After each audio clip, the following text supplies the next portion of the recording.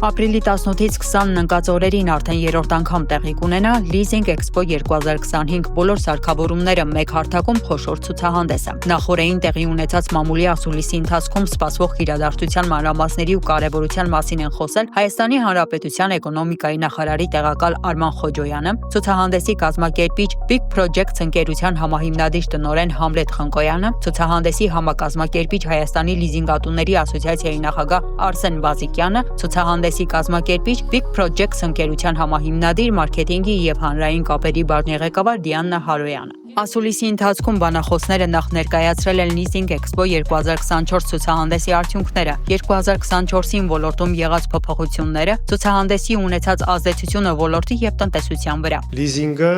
չէր տարբերվում ընդհանուր առմամբ վարկից եւ պահանջում էր գրավի առարկա, սակայն լիզինգը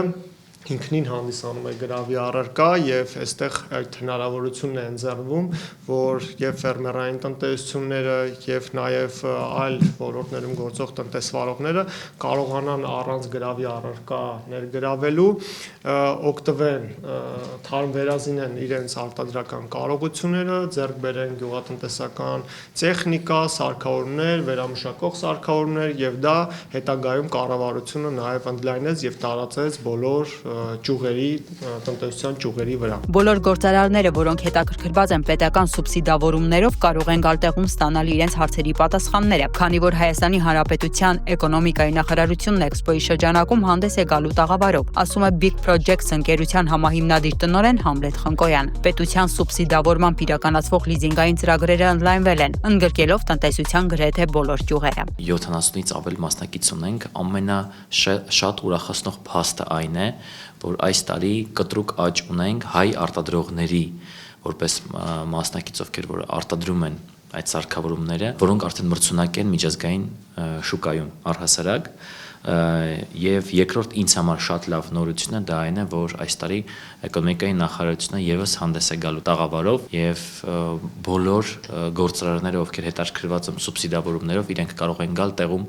ստանալ իրենց հարցերի պատասխանները։ Leasing Expo-ն տեխնիկայի եւ սարքավորումների ոլորտի միակ եւ մասշտաբային ցուցահանդեսն է Հայաստանում։ Ցուցահանդեսի հիմնական նպատակը լիզինգ ֆինանսական գործիքի մասին իրազեկման աշխատանքն է եւ այդ գործիքի ավելի հասկանալի եւ կիրառելի դարձնելն է բիզնեսի համար, ներգրավելով ոչ միայն ֆինանսաբանկային կառույցներին, այլև ամենատարբեր ոլորտների առաջատար մատակարարների։ Leasing Expo-ն աճ է գրանցել թե մասնակիցների, թե գործընկեր կառույցների կողմից ներկայացված բրենդների, ինչպես նաեւ ֆինանսական կառույցների կողմից ներկայացված պրոդուկտային գործիքակազմի առումով, ասում է Հայաստանի լիզինգատուների ասոցիացիայի նախագահ Արսեն Բազիկյանը։ Բազիկյանը շեշտում է, որ էքսպոն նպաստել է լիզինգի մասին իրազեկման բարձրացմանը։ Ունենք այս տարի մեծ ծավալի աճ հիմնական միջոցներ արտադրող, տեղական արտադրող ընկերությունների